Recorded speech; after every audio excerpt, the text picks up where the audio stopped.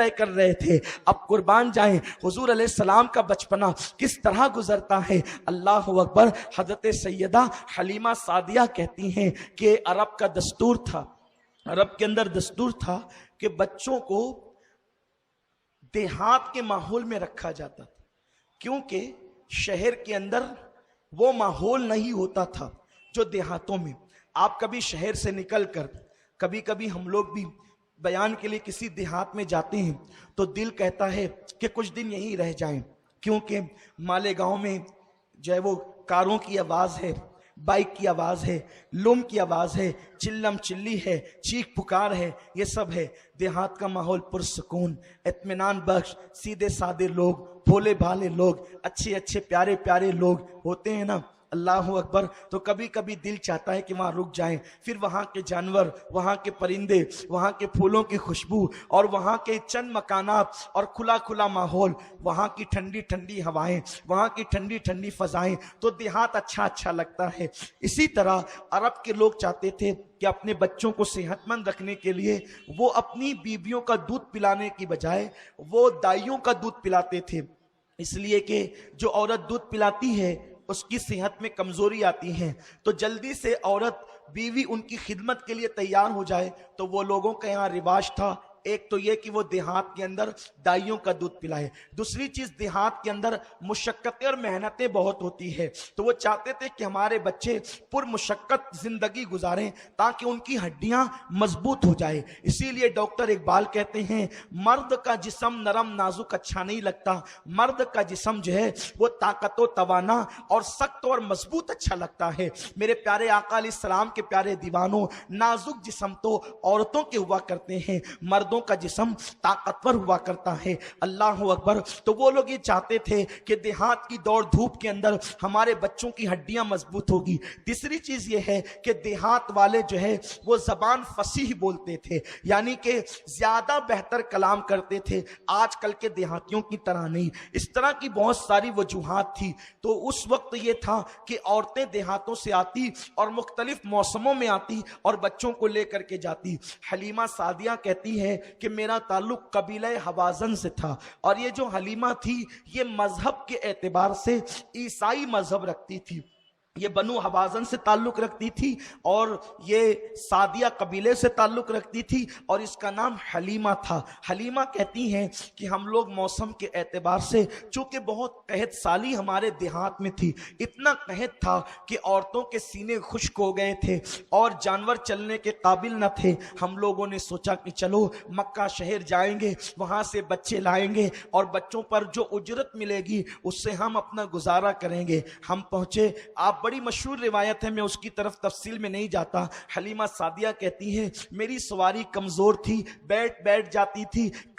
काफले वालों ने मुझे कहा हलीमा हम तेरे लिए रुक नहीं सकते, इसलिए हम चले, और वो छोड़कर मुझे चल दिए। वो पहले पहुंचे, पहले पहुंचने के बाद उन्होंने मालदार घरानों के बच्चे ले लिए और उसके बाद जब वो लेकर के निकलने लगे तब मैं अपनी ऊँटनी को लेकर, अपनी सवारी को लेकर के चली। मेरा जो काफला था वो 4 नफरी काफला था, एक मेरा शौहर, एक मेरा बेटा अब्दुल्ला जो मेरा दूध पीता था, एक मेरी बेटी शीमा। इस तरह से ये 4 नफरी काफला जब मक्के की जमीन पे कदम रखता है, चेहरे पीले पीले थे, आंखें अंदर अंदर को थी, कपड़े फटे पुराने थे, गुर्बत जाहिर थी, इसलिए पहले लोग बच्चे तो दे ही चुके थे, लेकिन जो बचे कुछ बच्चे थे वो अपनी गुर्बत की वजह से कोई देने के लिए तैयार न था। आखिरकार जो लोग आए वो ले गए। उसके बाद मेरी मुलाकात अब्दुल मुत्तलिब से हुई। अब्दुल मुत्तलिब के बारे में मुझे पता चला कि इनके यहाँ एक पोता है और उनके यहाँ एक बच्चा है, मैं वहां जाकर के मांग लाऊं। अब्दुल मुत्तलिब से मेरी मुलाकात हुई।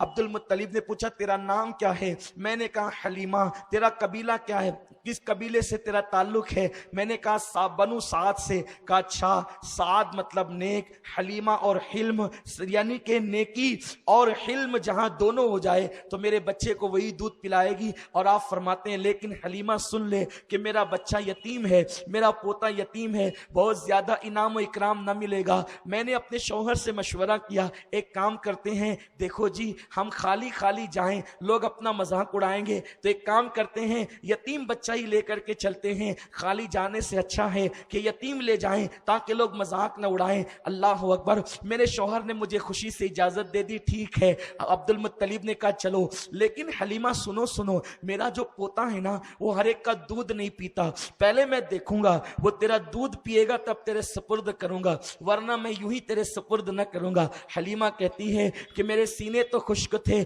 मेरा बच्चा पूरी पूरी रात रोता था, उसको खुद को दूध मैसर ना आता था, लेकिन मैंने ये सोचा कि चलो अब तकदीर के हाथों, या तो जीतेंगे या तो हारेंगे, अब जिताएगी तो तकदीर, हराएगी तो तकदीर। जैसे ही मैंने आमिना के मकान में कदम रखा तो मैंने क्या देखा, एक सफेद कपड़े में मोहम्मद को लपेटा गया था।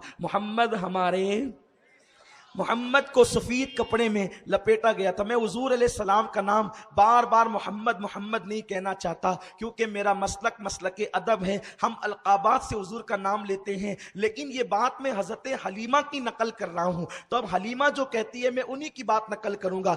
जब मैं अपने तौर पर आका का नाम लूंगा तो फिर इंशाअल्लाह अलकाबात के साथ लूंगा। मैं हलीमा के जुमले इसलिए नकल करना चाहता हूं ताकि मुकम्मल हलीमा की बात आपके समझ में आ जाए। हलीमा कहती है, क्योंकि अभी उसको पता नहीं है कि ये नबी है, ये रसूल है, सैयदुल अंबिया है, इमामुल अंबिया, उसको पता नहीं है। वो तो बस इतना जानती है ये अब्दुल्ला का दुर्र यतीम है, ये अब्दुल मुत्तलिब का पोता है, ये आमिना का बेटा है, ये अबू लहब का भतीजा, ये जो है अबू तालिब का भतीजा, उसको इतना ही मालूम है, इससे ज्यादा उसको कुछ नहीं पता है। हलीमा कहती है जब मैं मोहम्मद से मिलने के लिए गई तो एक सफेद कपड़े के अंदर उनको लपेट करके रखा गया था और नीचे हरे रंग की सब्ज चादर बिछी हुई थी और वो उसमें सो रहे थे। मैंने इतना खूबसूरत बच्चा, इतना हुस्न वाला बच्चा अपनी जिंदगी में कभी नहीं देखा था। मैं बहुत से बच्चों को दूध पिला चुकी थी, लेकिन इतना हुस्न वाला बच्चा मैंने कभी नहीं देखा था।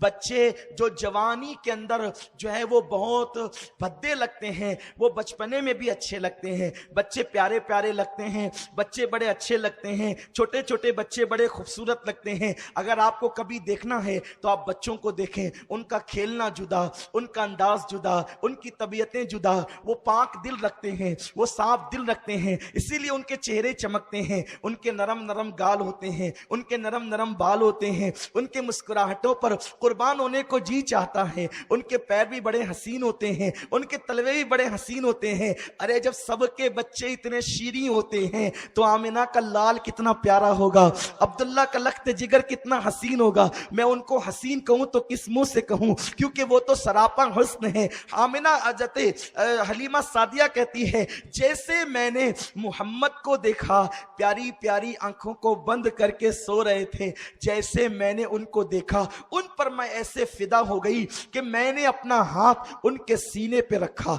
जैसे मैंने अपना हाथ उनके सीने पे रखा, मेरा हाथ रखने की देर थी कि उन्होंने आंखें खोल के मुझे देखा और मुझे देखकर मुस्कुराने लगे।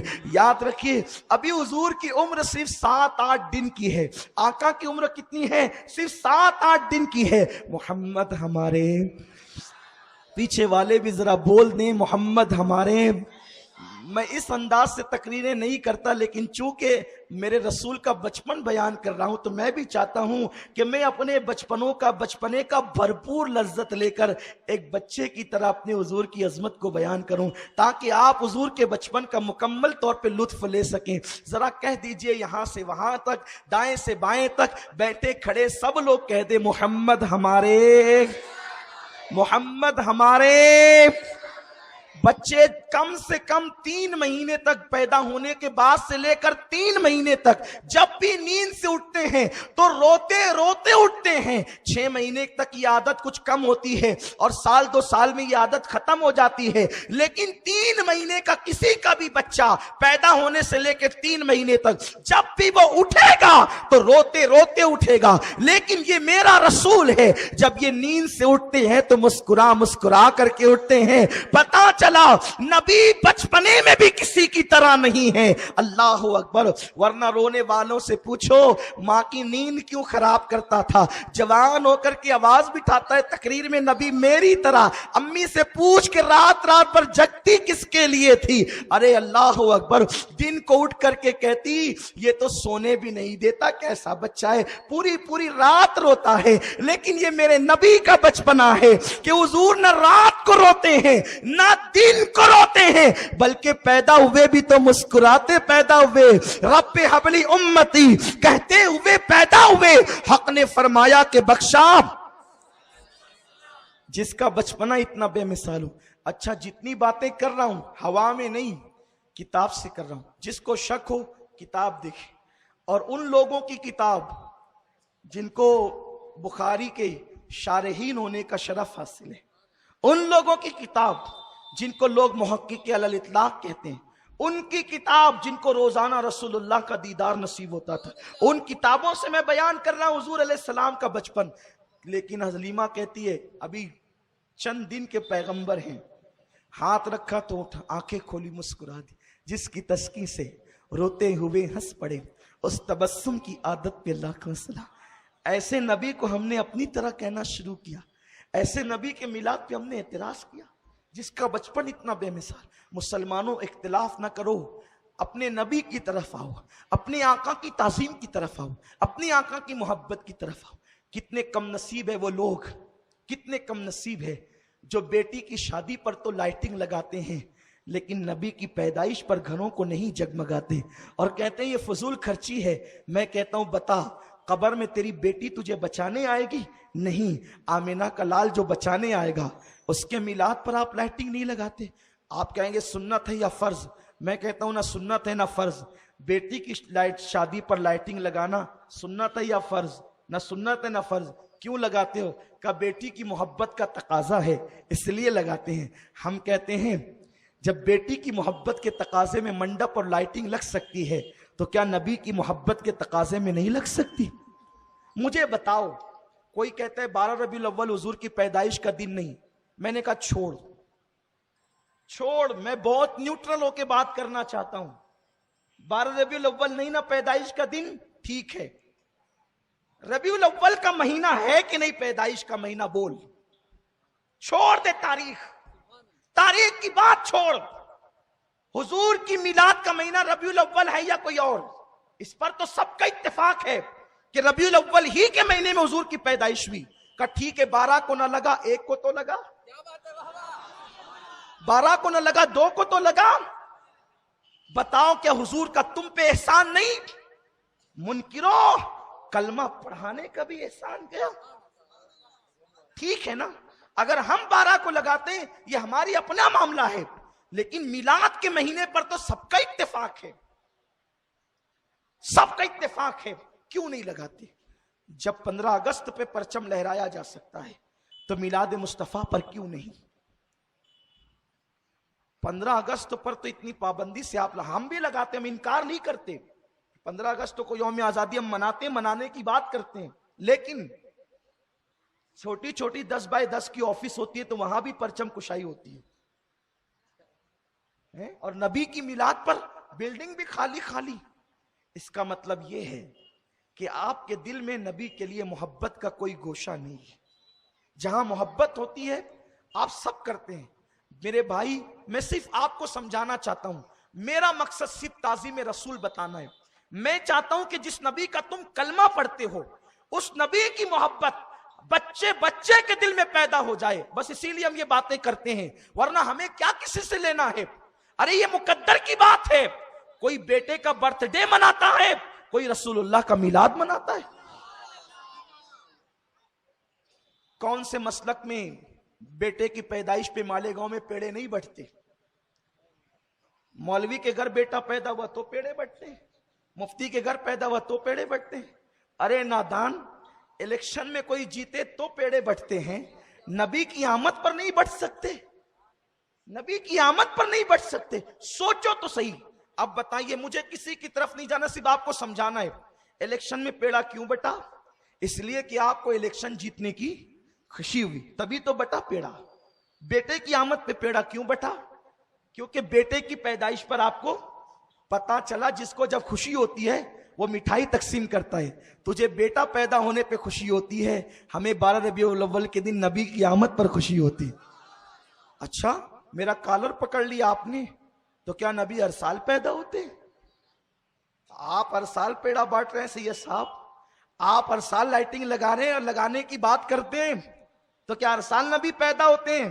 मैंने कहा इतनी दूर की कौड़ी न लाओ, वो तो बोलो हर साल शबे कदर मनाते हो कि नहीं मनाते?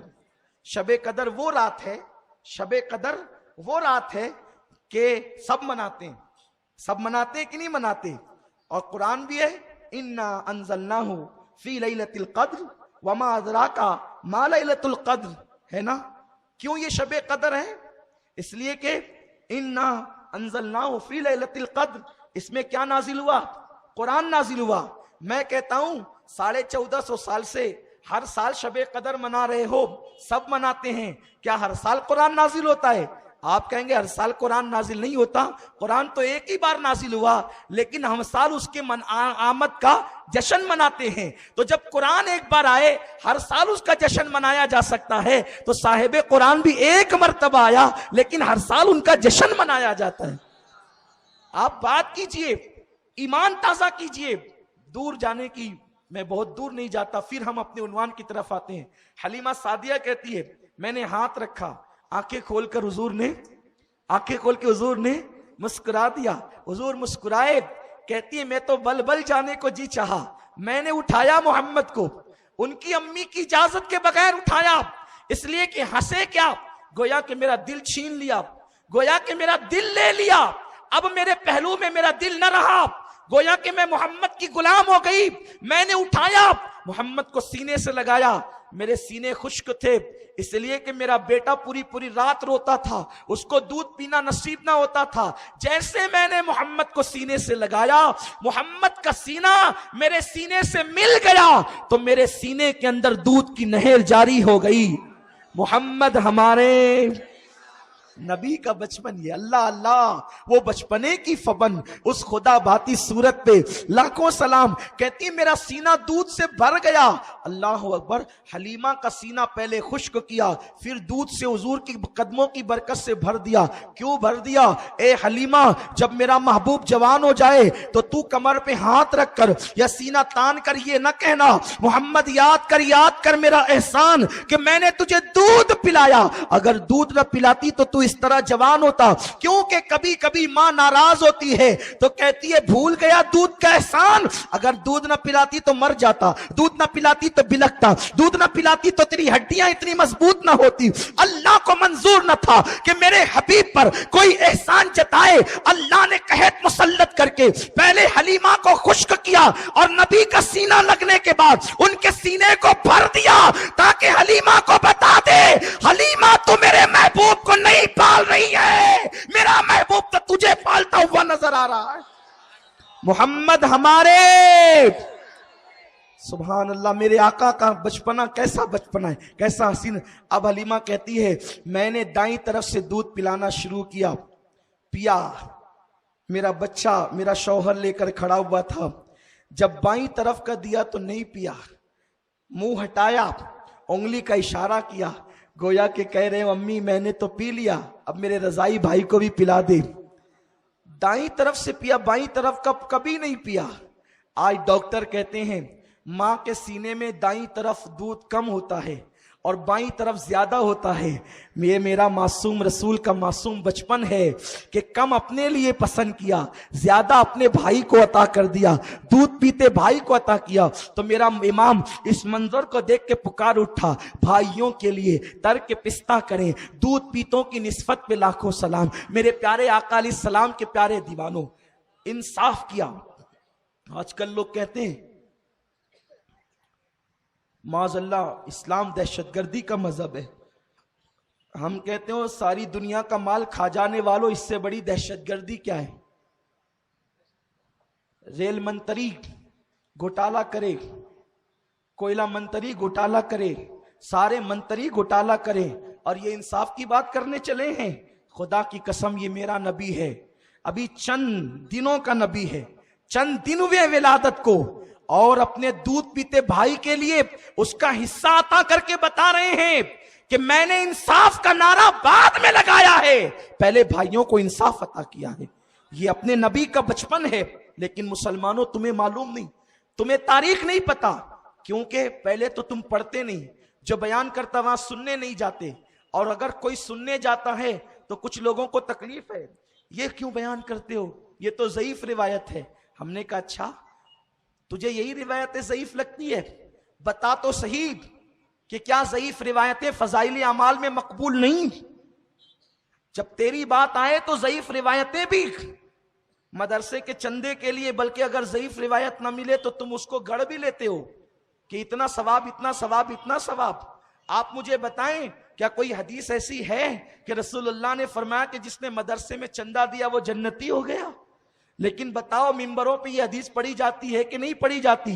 क्योंकि रसूलुल्लाह के दौर में तो ऐसा मदरसा था ही नहीं जैसा मदरसा आपका है। ना मदरसे के लिए चंदा होता था, मदरसे के तलबा तो रसूलुल्लाह के दौर में पेट पे पत्थर बांध करके इल्म हासिल करते थे। बगैर छत का हुजूर का मदरसा था, जिसको सुफ़ा कहते हैं, जिस चबूतरे पे सहाबा बैठ के इल्म हासिल करते थे। और आप कहते हो कि माज़अल्लाह नबी के लिए तुम इस तरह पढ़ते हो। हम कहते हो जब मदरसे के लिए पढ़ा जा सकता है तो नबी के लिए तो हदीसें मौजूद है, और बयान करने वाली आमिना है, बयान करने वाली हलीमा है, बयान करने वाले अब्बास है, बयान करने वाले अब्दुल्ला इब्ने अब्बास है, बयान करने वाले जनाब अबू तालिब है। अभी मैं आका अलैहिस्सलाम का मिलाद बयान, आका अलैहिस्सलाम का मासूम बचपन बयान कर रहा हूं। अल्लाह अकबर, भाई के लिए पिस्ता तर्क कर दिया। अब हलीमा कहती है मैं तो बल बल जाने लगी। उस रात पहली मर्तबा मेरा बेटा पूरी रात सोया, जम कर सोया, क्योंकि जब पेट भरा तो वो भी सो गया, वरना पूरी पूरी रात वो मुझे सताता था। कुर्बान। अब हलीमा कहती है, तवज्जो से सुने, मेरे नबी का बचपन, सुभान अल्लाह, मोहम्मद हमारे। हलीमा कहती है मोहम्मद मेरे 2 साल कुछ महीने रहे, लेकिन कभी भी बिस्तर पे पेशाब नहीं किया, बिस्तर पर पाखाना नहीं किया। 2 टाइम मुकर्रर था, 2 टाइम मुकर्रर था। जब हुजूर के पेशाब का वक्त होता, मैं ले जाती पेशाब करते, मैं ले जाती फरागत करते, और हुजूर अलैहिस्सलाम का सतर अगर खुल जाता, सतर हया के पर्दे में अर्ज कर रहा हूं, सतर अगर खुल जाता, बच्चे 5-5 साल की उम्र तक नंगे घूमते हैं, 3-3 साल की उम्र तक नंगे घूमते हैं, जो कहते हैं नबी अपनी तरह। मैं उनको ये कहने की जुर्रत नहीं करता कि आप बचपने में कैसे घूमते थे, ये आप ही समझ लें, लेकिन जो कहते हैं उनको शर्म आनी चाहिए, उनको शर्म आनी चाहिए, नबी हमारी तरह। अल्लाह अकबर। मेरे रसूल के बारे में हलीमा कहती है कि हुजूर अलैहिस्सलाम का सतर मैंने कभी नहीं देखा, बल्कि मैंने तो ये देखा अगर सतर से चादर हट गई तो कोई डालने वाला नजर नहीं आता था, बल्कि चादर खुद ब खुद उनके सतर पर डल जाती थी। मतलब ये कि फरिश्ते हुजूर का सतर ढक दिया करते थे। ये हुजूर का बचपन है। आका पैदा हुए तो मखतून पैदा हुए, यानी खतना करने की जरूरत नहीं। हुजूर अलैहिस्सलाम की विलादत हुई तो खतना शुदा विलादत थी। और उस वक्त जब बच्चे पैदा होते हैं तो गलाजत में भरे होते हैं ना, ये कोई बताने की बात नहीं है। हुजूर पैदा हुए तो हुजूर पर गलाजत का कोई असर नहीं था, इसीलिए हुजूर की पैदाइश के बाद दाइयों ने हुजूर को गुस्ल नहीं दिया। हुजूर के जिस्म से कस्तूरी की खुशबू आ रही थी। ये मेरे रसूल का बचपन है। सुभान अल्लाह। मोहम्मद हमारे, मोहम्मद हमारे, बड़ी शान वाले। सुभान अल्लाह। मेरे आका का बचपन कैसा था। हलीमा कहती है कभी मैंने उनका सतर नहीं देखा, उन्होंने बिस्तर में कभी जो है पेशाब पाखाना नहीं किया। अब हलीमा कहती है पूरी रात हम जम करके सोए, इत्मीनान से सोए, और उसके बाद जब सुबह को उठे तो आमिना ने कहा हलीमा मेरा ये बेटा बड़ा मसूद है, बड़ा मुबारक मेरा बच्चा है, मैंने पैदाइश के वक्त बड़े अजायबात देखे हैं, मेरे बच्चे का बहुत ख्याल करना, मेरे बच्चे का बड़ा ख्याल करना। हलीमा देख देख मेरे बच्चे को बहुत एहतियात से रखना। हलीमा कहती है ठीक है बीबी आमिना, तेरी सारी शर्तें मंजूर है, अब तुझे मजीद कुछ कहने की जरूरत नहीं। मैं तो एक रात में समझ गई कि ये बच्चा कितना बरकत वाला है। मेरा सीना भरा, मेरा पेट भरा, मेरे शौहर का पेट भरा, मेरे बच्चे का, मेरी बेटी का पेट भरा। अब सुबह हुई तो उसके बाद मैंने कहा अब अच्छा मैं चलती हूँ।